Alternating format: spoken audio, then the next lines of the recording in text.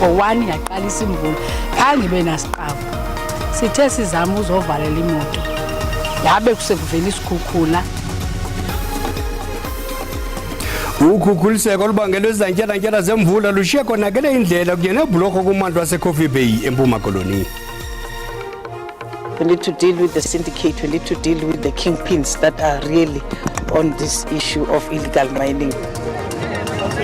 Kuthinjwe imfumba yesimbiwa iChrome esixabiso liqikelelwa kwi-15 million rand kwileli yakwaPhatsha eBurgersfort eLimpopo. Shoni lingenandaba sendivubisela ngeselo lamathwela amadala ngalentwa amaze alwa ntubululu sisithi ngatsho-ke nakunibabukeli kwijelo iDDT molweni ke. Ukhukhuliseko olubangelwe izantyalantyala zemvula lushiye konakele indlela kunye nebhulorho kummandla waseCoffee Bay emqanduli eMpuma Koloni. Ibhulorho kuphela kwayo kule ngingqi esetyenziswa ngabahlalo ukuya elwandle ukusuka edolophini ikhukhulisekile ngentseni yayizolo. Yibhulorho yesibini le ukhukhuliseka kule ngingqi kwisithuba esingaphansi konyaka. Abazibonele ngamehlo nabebephangele ebusuku bathi khange uthathe xesha lide wagcwala qhu umlambo. Ezo zikhukhula ziye zadiliza ibhulorho yaseNenga edibanisa idolophu nolwandle. Ngo-1 yaqalisa imvula khange ibe nasiqabu. Sithe sizama uzovalela imoto yabe kusekuvela isikhukhula sabona into yoba sesincedakala imoto sisazivalele imithi sesigada ke ngabantu babangaweli because abantu bayotyiwe bayalantuza kwabe sekunje. Ukudilika kwale bhulorho ilahle kwenkulu kumashishini asekuhlaleni. Iphazamisana neshishini lam enye into ndixhomekele kweli shishini thengisa intsimbi mna ayikho enye into enye ndijonge kwentsimbi ngoku xa ivaleke kanje ibhulorho okanye kunetha ndawulala ningatyanga. Le bhulorho iyalungiswa ngabantu then bayilungise bayitshifua kwale mvula yemka asiyazi uba singawela njani ke ngoku xa inje. Iinkonzo zomasipala waseKing Sabatha Dalindyebo ziye kuhlola ubuzaza bomonakalo. Ubugoxo bususiwe ukuze abantu bakwazi ukuhamba kodwa izithuthi zona azikwazi kuwela. We have arranged for a temporal measure that the technical services from our KS municipality should come, and we approached them yesterday. They've been so quick. It's our approach that we should always be quicker in addressing the challenges that are affecting our communities. Malunga nelixesha kunyaka ophelileyo izikhukhula zonakalisa ibhulorho kwakule ndawo zatshabalalisa nesikolo samabanga aphakamileyo. Kwiindaba ze-SABC ndingufundiswa Mhlekude eCoffee Bay. Kusenjalo lisaqhuba iphulo loqoqo nohlangule eMnambithi KwaZulu-Natal kulandela impuphuma ezihlasele phambi kweKrismesi. Amapolisa athi kufunyenwe omnye umzimba kumlambo iClip River izolo. Bayi-23 bebonke abantu asele beswelekile kweli shwangusha. Kusenjalo amapolisa asakhangela omnye umkhweli wemoto ekhukhuliseke kwingingqi yedama iHenley eMgungundlovu emva kokufumana imizimba emibini yabanye abakhweli. Iphondo iKwaZulu-Natal lombethwe zizandyondyo zemvula ngelixesha leholide. Ngempelaveki yeChristmas imvula iye yayidliva kwiindawo zephondo de yakhokhelela kwimphuphuma ezisube imiphefumulo ebalelwa kuma-23. Kukhukhuliseke intlaninge yemizi nendlela kwadaleka monakalo kwizakhiwo ezisiseko. Amaqela ohlangulo awalali buhlayo atyhutyha imilambo ekhangela imizimba yabantu abamkene empuphuma. Imvula egalele izolo kummandla wedama iHenley iphuphumise imilambo kwakhukhuliseka imoto ebinabakhweli abathathu. Amapolisa athi asafumene imizimba emibini. The bodies of 2 people who drowned when a car they were traveling in was swept away during heavy flooding on Sunday afternoon at Henley location in the Petsisap precinct were recovered on Monday, the 1st of January. A search team comprising members of the South African National Defence Force and community members located the vehicle at Henley Dam on Monday morning. Izanuse zemo yezulu zithekelela intshizane ukuya kwizandyondyo ezinokhokhelela kwizikhukhula kwindawo zephondo iKwaZulu-Natal. We do have an alert for severe thunderstorms, a yellow level 2 for the western parts of KZN for tomorrow afternoon. Inkonzo yemo yezulu ibongoza abaqhubi baqaphele ngakumbi xa benqumla ibhulorho kwimeko yemvula. Kanti ke intsapho ezitsala nzima ezingenamakhaya ezinamakhaya ezaliswe zizikhukhula ezimandla ePieterswart eBloemfontein zithe zinecebo limbi ngaphandle kokwamkela ukuba amakhaya azo aguquke ngamachiba azele ngamanzi amdaka. Namanzi kumakhaya ngamakhaya oku kwehlele usapho lwabahlanu oluthwaxwe lixesha lemvula izimandla balinda iyadi yabo kuba yome phambi kokukhupha amanzi kwindlu yabo nokuthabatha iintsuku nkqu neveki nto leyo ebeka indlu yabo kwimeko emaxongo. UNontutuzelo Masisi oneminyaka engama-33 uthi sebehlala apha kuba bengenacebo limbi lokufihla intloko. Lo mama unabantwana abathathu ukwahlala nomzali wakhe odla umhlala phantsi. As long as there is water outside, we know this is the life that we will be subjected to. If it gets hot and gets dry outside, then we will be able to clean, although it will take longer for us to remove the water. Umbutho woluntu uthi ezinye zezindlu azihlaleki kwaphela. Emva kohlolo lombutho ucebise ngokufunxwa kwamanzi azalise ezizindlu nangokudiba ngegrabile indlela ukuthintela izikhukhula kwilixa elizayo. As soon as they have been assisted by the municipality, will then bring the humanitarian relief that includes food parcels, blankets and mattresses. Ukanti isixeko saseMangaung siqinisekise abahlali ukuba zikho izixhobo ezikhethekileyo ukuncedisa yaye izicwangciso zezisixeko ziza kuthatyathelwa ingqalelo kwakhona ukuze amanyathelo athatyathwe ngokukhawuleza. We've involved all stakeholders, including the province, in making sure that we assist during this time. Abahlali bazityande igila bathi badandathekile yaye baxhoxekile kwezezimali. Kuthinjwe imfumba yesimbiwa iChrome eqikelelwa kwi-15 million rand kwilele kwaPhansha eBekersford Limpopo. Esizimbiwa sithinjwe njengenxalenye yephulo lamapolisa nomkhosi wokhuselo weli lokulwa nokumbiwa kwemigodi ngokungekho mthethweni. Eli phulo lijolise ekupheliseni umsebenzi wokumbiwa okungekho mthethweni kwisithili saseSikhukhune. Iphulo lokuphelisa nya ukombiwa kwemigodi ngokungekho mthethweni.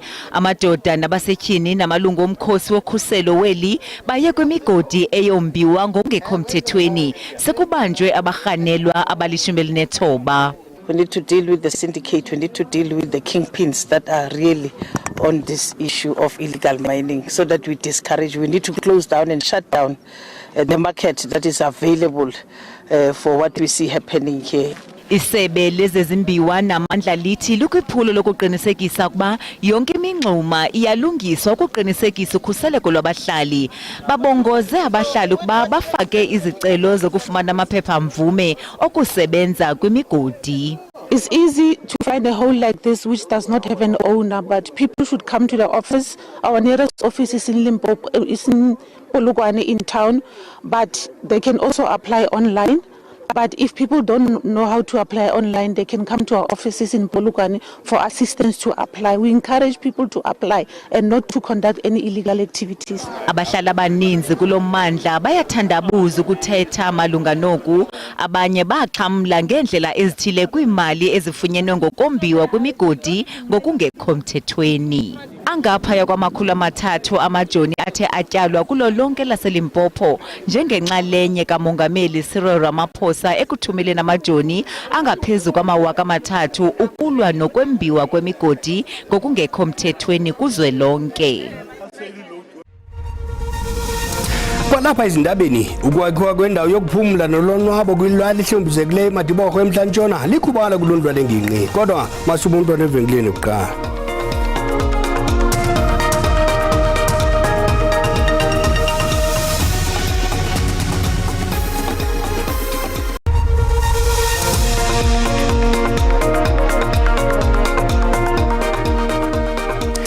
Sinamkela kwakhona kwindaba zelijelo yakwazi ukubukela kwakhona ezindaba kwijelo le-YouTube uthi SABC Iindaba zesiXhosa. Sicela xa ubukela ucofe ulike ze uba ukamcofa usubscribe sibongoza kuba wenze njalo. Kwinqaku lokuqala sithe ukhukhuliseko lubangelwe izantyalantyala zemvula lushiye konakele indlela kunye nebhloko kummandla waseCoffee Bay emqanduli empuma koloni.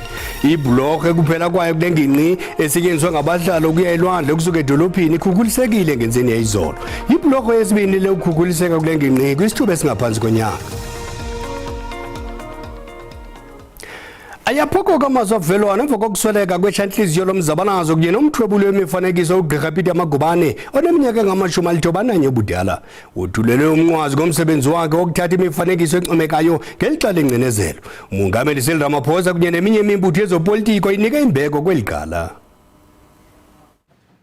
Ubomi obuphilwe kakuhle nangomzekelo litshone ilanga kugqirha Magubane obeneminyaka engama-91 izolo.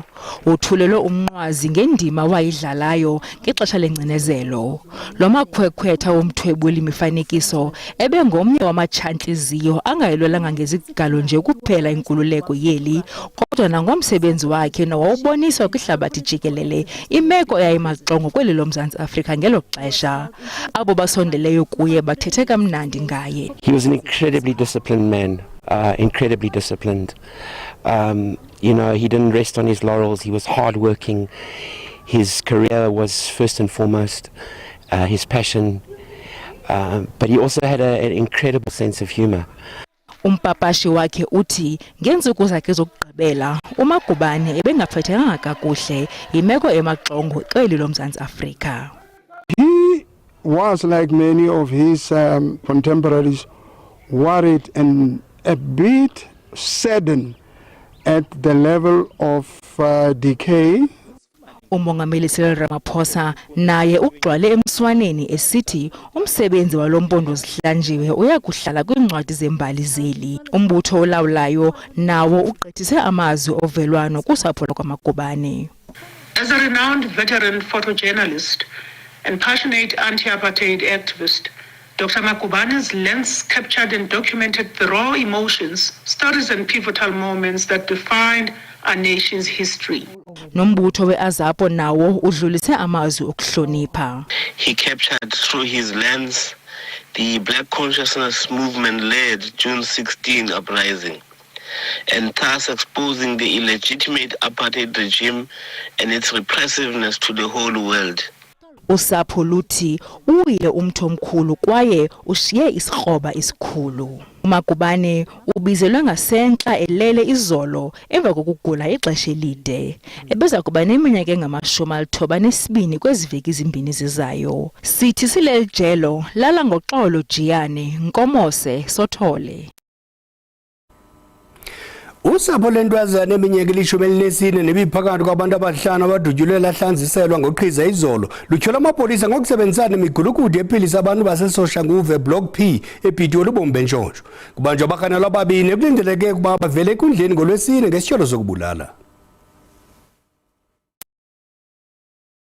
Siwela ominyaka ili-14 ugetyengwe emva nje kweyure kungenwe kunyaka omtsha. Yena nomalume wakhe uMpho Rhubudlo bebephakathi kweqela elidutyulwe ngabantu bebexhobe bafohlela. Esi sidwakumbe siqaqambise imeko yolwaphulo-mthetho eyondele eSoshanguve Block P. They've got 331 cases that are active that they are working on. I mean, to have almost 331 cases in this area alone, it's an indication that we need to completely overhaul how we are policing this community. Usapho lwalentwazana igetyengiweyo luthi lucinga ukufuduka lukhalale indawo yalo luthi alukhuselekanga. Amapolisa akhogene nemiguvela. As a community, sometimes we tend to think what the police are actually working with against us. I will give you the scenario that I'm sure of the ones that happens. We gave the statement yesterday. Yesterday morning, my younger sister gave the statement. Within 2 hours before the police could move on that scene, already the statement that we give was going viral. We received it via WhatsApp. Kukhwetywe iHawks zizokuncedisa kuphando ngesisehlo nanjengoko omnye wamaxhoba ibilipolisa. One was pleased that the police imposed a 72-hour deadline that they normally do on such matters. On the basis of that deadline, they've made a major breakthrough. 2 of the suspects were arrested. Abahlali bathi baphila ubomi bentshontsho indawo yabo iphantsi kolona hlaselo ukanti abarhanelwa ababini kulindeleke bavele enkundleni ngolwesine kule iveki. Ngelixa abaninzi bejonge ukuza nexesha lasehlotyeni, abahlali baseHammerskrab eHoedspruit eLimpopo banti amaqondo obushushu onyukayo kubo awanyamezeleki ngaphandle kwamanzi okusela acocekileyo. Akuvumelelanga nephulo lokucoca amanzi nogutyulo lwelindle lwezigidi zerandi elashiywe lingagqitywanga ukukushiya abahlali bengenazo iinkonzo ezibalulekileyo. Yashiywa nje ingagqitywanga le ndawo ebiza kusetyenziswa njengendawo yokucoca amanzi ukunikezela ngeenkonzo eHoedspruit nendawo ezingqonge idolophu. Iphulo elabelwa imali engaphaya kwezigidi ezi-250 zerandi laqalwa ngo-2010 kuba kwakuthenjwa ukuba kuza kuphuculwa iinkonzo zamanzi nogutyulo kulo mmandla. Inkqubela phambili yeli phulo imenci ngenxa yetyala elisamisiweyo phakathi komasipala wesithili sasemupani nababoneleli ngeenkonzo. Kwiminyaka eli-16 emva koko akukabikho okwenzekayo. We live out of buckets. We fill our buckets every day for a certain amount of time that they offer the water for us, and that's how you need to operate. That's how we need to run our businesses. Umasipala wasemupani uthi eliphulo liza kuphinda liqalise emva kokuqukunjelwa kwamatyala abo nabanikezeli beenkonzo. We are also working around the clock to ensure that the project that was halted in Hoedspruit actually resumes. It was halted because of a court order, but now that the matter has been finalized, we should be able to proceed to ensure that at least we complete the project and the people in Hoedspruit have a consistent supply of water, including in Campersons. Nanjengoko abahlali bechitha ixesha labo leziyunguma baqhubeka nokujongana nokunqongophala kwamanzi nenkxalabo yogutyulo, basalindele isisombululo kwingxaki ethathe ixesha elide kakhulu. Rhoqo xa kusahluka unyaka omdala nomtsha, izigulo zikanomathotholo zeziko le-SABC zibamba ukhuphiswano lwengoma ebalaseleyo yonyaka. Njengesiqhelo ke nakulo nyaka umhlobo wenene FM ubamba olukhuphiswano nalapho baphulaphuli bevotela ingoma eziza kohlukanisa unyaka. Impumelelo kulo nyaka iwele esandleni segqiyazana lemvumi ye-Afro-Soul ikhona Zwide ngengoma yakhe ethi Andinanto. Kanti ke ngoku siqhagamshelana ngqo naye ikhona ngobuxhakaxhaka bala maxesha. Ikhona siyakwamkela ezindabeni ngalenhlwa sisithi halala kuwe ngempumelelo yakho. Ithetha ukuthini kwele mpumelelo? Ndiyabulela kakhulu bhuti. Ndivuya kakhulu ngokubana ndide ndafika kweli nqanaba. Njengomuntu ekudala esenza lento yomculo ukusukela ngo-2011, i-album yami yesibini lena bendiyikhuphile ihambelana nale ngoma ithi Andinanto. So ndibulela kakhulu ebantwini abandixhasileyo. Ndiyavuya kakhulu uba ndifikelele kweli nqanaba. Khawutsho yintoni efike engqondweni yakho ngelixa usiva ukuba nguwe ophumeleleyo kumhlobo wenene FM? Ndavuya kakhulu, ndalila, ndangakholelwa, ndiye ndafanele ndiye ku-social media uba nyanyandi. But more than anything mna ndifuna ukubulela kakhulu kubaxhasi bam nomculo wam. Ndibulela kakhulu into yokokuba bendikhombisile into yokokubana le nto ndiyenzayo yinto evakalayo kubo, yinto ebalulekileyo kubo, so much that they are able to support it, and that is why ndiye ndakwazi into yokokubana ndiwine xana kusithwa kukhona i-competition elolu hlobo. Siyeva ukuba incenye yengoma uyazibhalela, ukhuthazwa yintoni ukwenza njalo? Yintoni ebangela mhlawumbe kunika umfutho ukuba ubhale? Ndibhala ngobomi bhuti, ndibhala ngobomi bam, ngezinto ezenzekayo emhlabeni endizi-experienceayo nezinye izinto ezi-experiencwa ngabantu. More than anything, eyona nto ndifuna uyenza ngomculo wam kukuphilisa abantu. Ndiphilisa abantu ngokwasemphefumlweni. Abantu abafana nam, abantu abantsundu, abantu abasuke kwindawo apho bangathathi ntweni, abantu abanamaphupho, abafuna ubona amaphupho abo efezekiseka. So more than anything ndifuna uinspiration, ndifuna ukuphilisa abantu ngomculo wam. Kuthiwa kululanga kwezomculo, imvume esakhulayo ingaba yiphi imingeno ojamelene nayo kwelicandelo njengomuntu omtsha? Akululanga nyani bhuti, umculo udinga ube namandla, udinga ube ngumuntu onomonde, udinga nento yokokubana ube ne-support financially as well. Because kukhona i-cost edingekayo ukuze into yokokubana ukwazi urekhoda, ukwazi ukukhupha umculo wakho, and also ube ne-patience. Ndingatsho ndithi ndibala mna ezo zinto xa ndithetha ngeyam ijeni ekuculweni. Khawutsho-ke ngamafutshane ikhona uphethe intoni emgqubeni mhlawumbi kubalandeli bakho nakubantu nje abanomdla nguwe yintoni obaphethele yona etyesini? Le ngoma ithi andinando yingoma ekhokhela i-album yam yesibini egama le-album ethi Inani iphume ngoSeptember last year 2023. Abantu ndiyabakhuthaza into yokokubana bayoyimamela ikhona ko-Spotify nako-Apple Music. But njengokubana ndisitsho yeyesibini akhange ndiqale ngoku kukhona eyokuqala i-album ethi Iyana ikhokhelwa ingoma ethi Thulungakhali. Zonke ezi ngoma ziyafumaneka koma-Spotify nako-Apple Music. Yona nto ndibaphathele yona abantu kulo nyaka bangayondilandela bayomamela umculo wami. Wow, ndingadeka ndini sibamba ngazo zosibini nkosazana. Sihlabele mgama ke nendaba zethu indawo yokuphumla nolonwabo kwilali ihlwemzekileyo eModimborho eMntla-Ntshona khakazile ngokumandla kubahlali bathi ingingqi yabo ithiyana indawo yokutsala abakhenkethi nokuza kubeka indawo yabo emehlweni.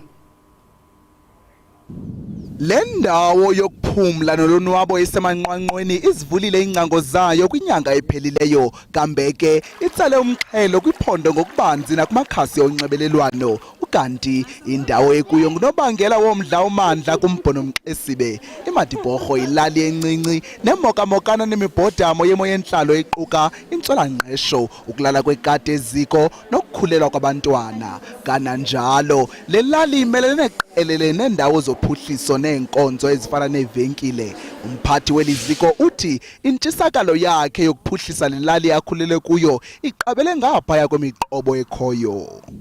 Why Magubane is because I'm proud of this area. It's about the fact that we don't have anything in this area. It's passion. By doing what we did, many other people or children will be inspired by this. Wolekile uliphile ngelithi ukuza kuthi ga ngoku elishishini selivule amathuba engqesho ngaphaya kwekhulu futhi kulindeleke lande elishishini ukwenyusa iqondo labaqeshekayo. Abahlali bavakalise uyolo lokuba neziko lokuziyolisa elingemgama umde xa bephuma ezindlini zabo. I'm very happy that our place Magubane will be on the map of South Africa. I'm happy that they opened up this place because now that we can come and have lunch here as family and kids can come and swim. Benemihlali benjalo abahlali bathe bayijonge ngethemba inguqo enhle kwilali yabo ngenxa yeliziko lithe funqa uqoqosho lomasipala wasekuhlaleni nephondo ngokubanzi. Kakade besikena kuphothula ngekasengwa masikhongozele zangomso ngolgamageba makube chusibele.